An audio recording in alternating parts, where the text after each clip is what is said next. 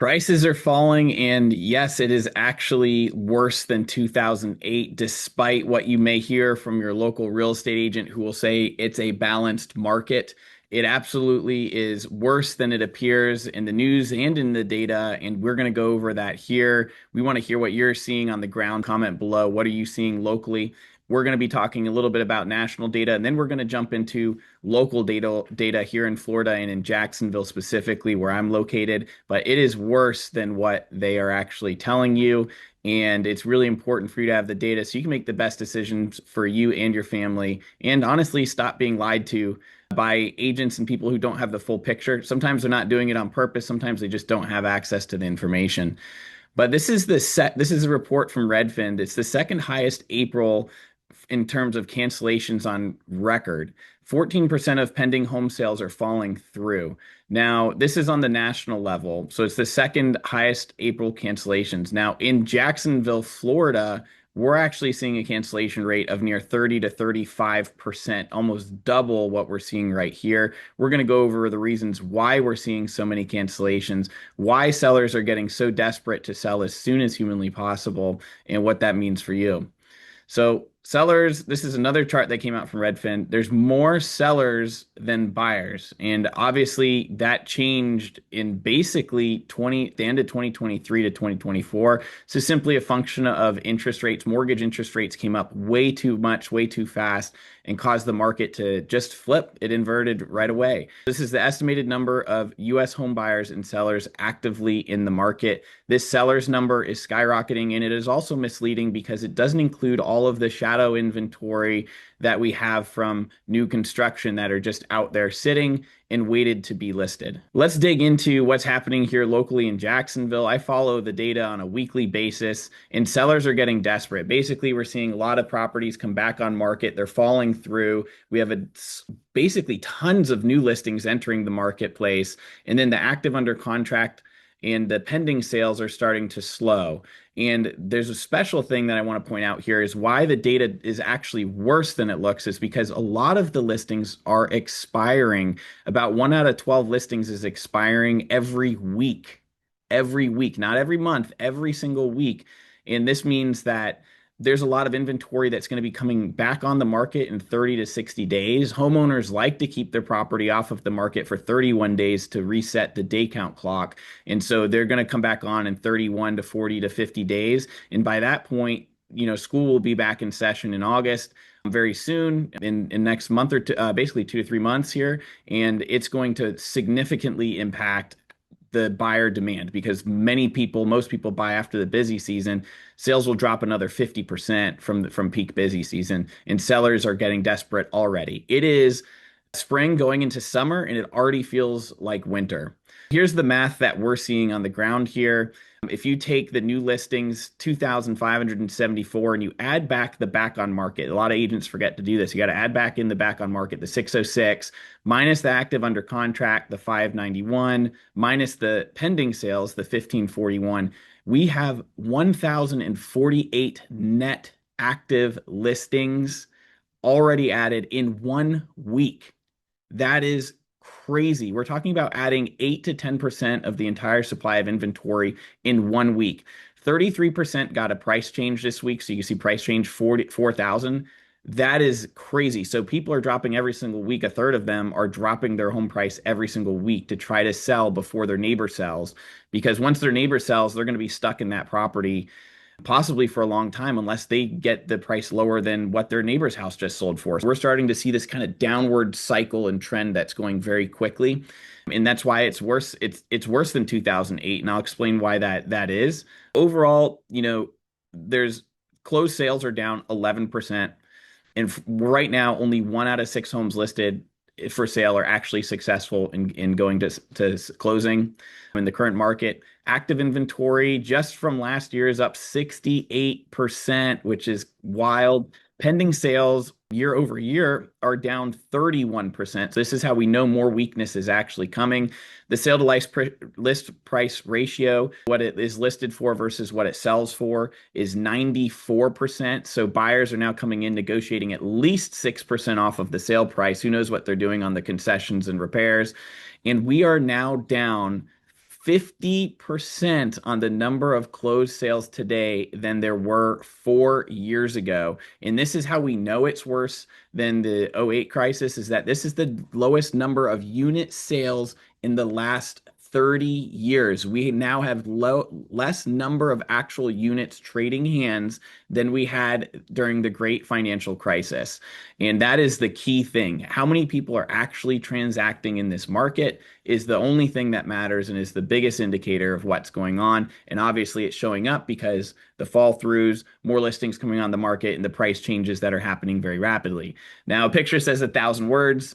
Here's Jacksonville with just a slew of inventory. Every week you look at the chart, there's more green dots popping up, but you can see that they're just overlapping each other. In every neighborhood, there's many, many listings coming on. Now, there are pockets of Jacksonville and of Florida that are doing very well because they didn't have the amount of speculation and the hedge funds coming in and gobbling up all this inventory and making prices just skyrocket. There are pockets of neighborhoods and areas around town that are high demand regardless of market shifts, but it's few and far between, and you need to get with a local top producing real estate agent who actually knows what they're talking about in order to make this happen. So why is this happening? Number one, interest rates. It's an affordability problem. People are getting sticker shock. They go into the listing, they want to go buy a house, they go and check with their lender, they see what the monthly payment is, and they're just like, no way. It is actually, in a lot of cases, cheaper to rent by $1,000 to $1,500 on each house than it is to buy. Why would you buy in that circumstance? Well, there's a lot of reasons why you would still buy.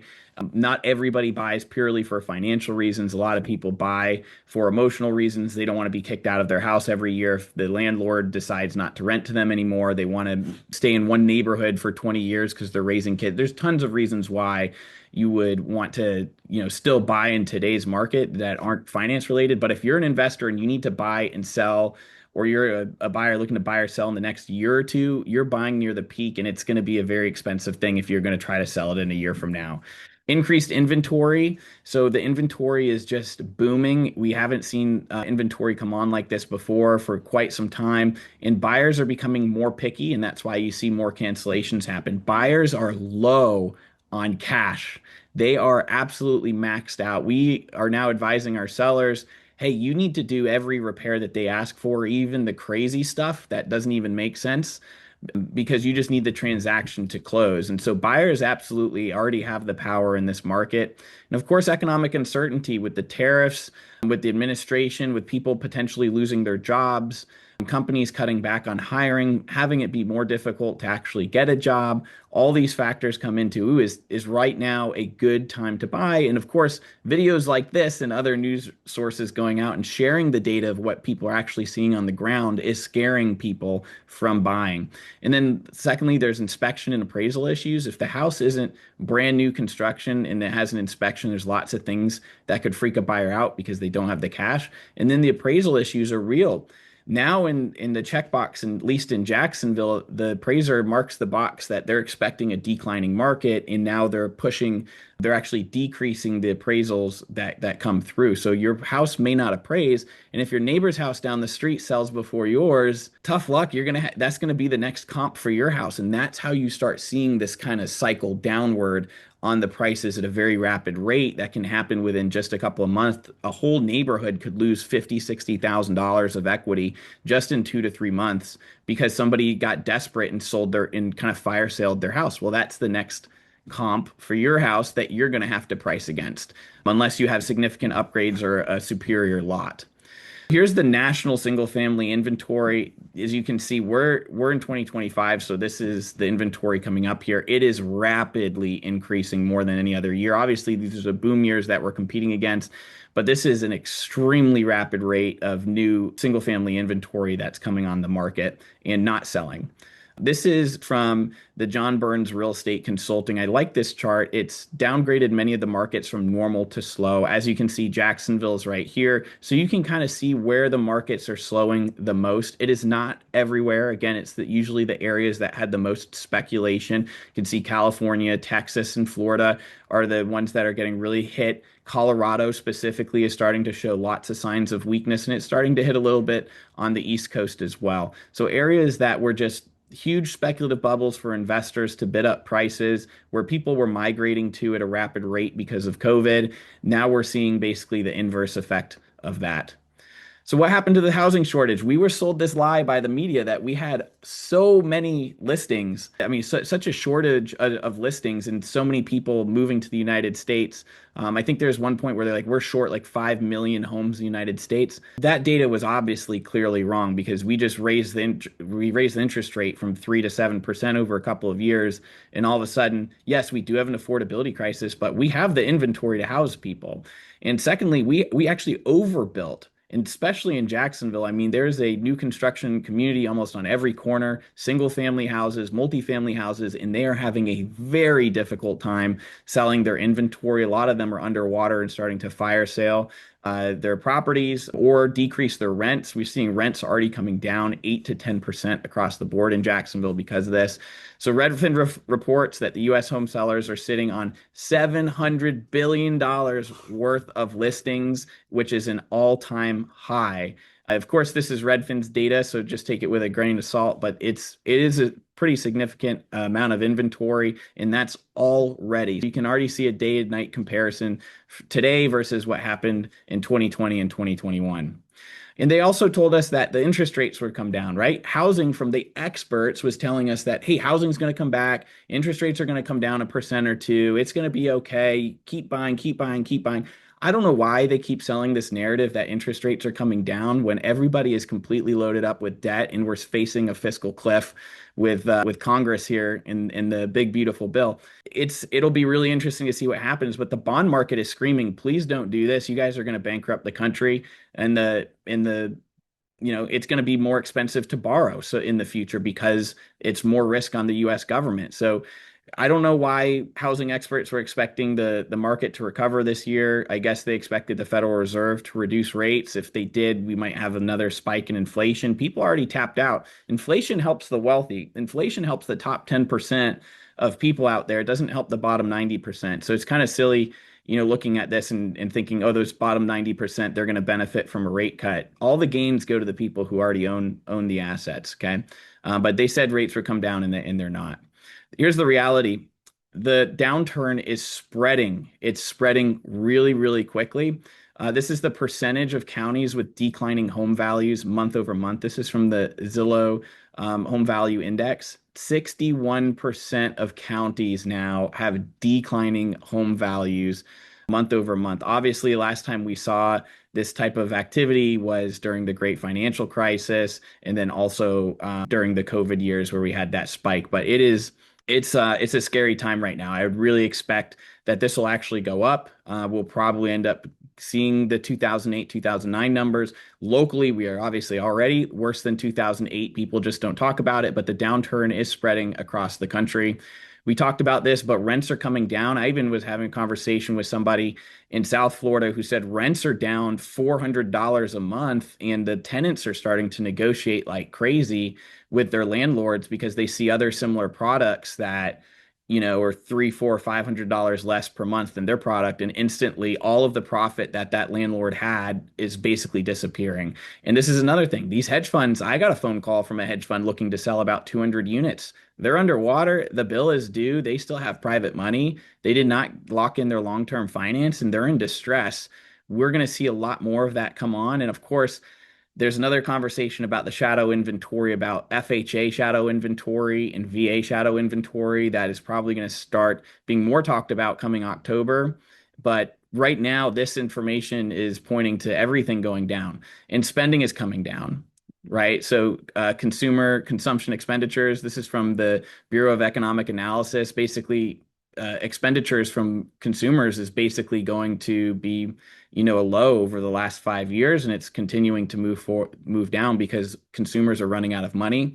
They're completely maxed out. That's why we're starting to see their credit card defaults. There was a report that came out the other day that said that the utilization of HELOCs, home equity lines of credit, where people tap the equity in their house, is like at a 17-year high, which basically to me indicates that people are now off of the credit cards and moving to their home equity lines. The average home equity line is like $102,000. They're using their home equity line to live and to continue to spend. which is crazy. So eventually the money will run out. And then the housing payments, obviously, this is the number one thing. Everything in real estate is tied to interest rate. Interest rate is the number one factor that's going to impact buyer ability to purchase. And that's going to impact the demand, and that'll impact ultimately inventory. But these housing payments compared to the prior years are just absolutely insane. It's up 4.9% year over year. So this is the mortgage payment on the 4-week rolling average of the median asking price, according to a Redfin. And just to end it, this is again the only thing that matters is the mortgage rates. I think we're going to continue to see mortgage rates move up. This is counterintuitive to what most people see out there, but I think the borrowing cost of the United States is going to go up. The Federal Reserve is rolling off as MBS. It's not buying MBS right now, it's buying treasuries. And this is going to be part of the reasons why interest rates for mortgages will remain high. You might see the 10-year actually dip, but because the government's buying their own bonds back, but they might not be buying the mortgage-backed securities in the future. It'll be really interesting to see, but I don't see these coming down anytime soon. And frankly, we're in a correction. A correction is 10% drop in prices. We're already down 10%. That's what we need. We need the affordability to come back as soon as humanly possible. And we probably need to go into a crash. A crash is a 20% decline from peak to the bottom. And in some areas of South Florida, we're already there. It's just a matter of time before it hits Jacksonville. I expect we'll be there by Q1 of next year.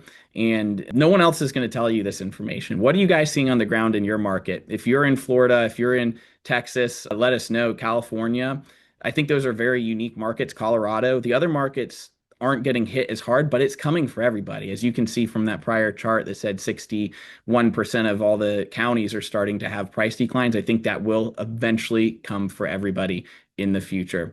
If you like this content, go ahead and drop a comment and a like. I appreciate you guys. I have a Substack letter that I can say things that I cannot say on YouTube. I think the Substack, check the notes. I think it's in the comments below. You can check out my Substack and subscribe. Really appreciate it. And we'll see you guys next week. Thanks so much.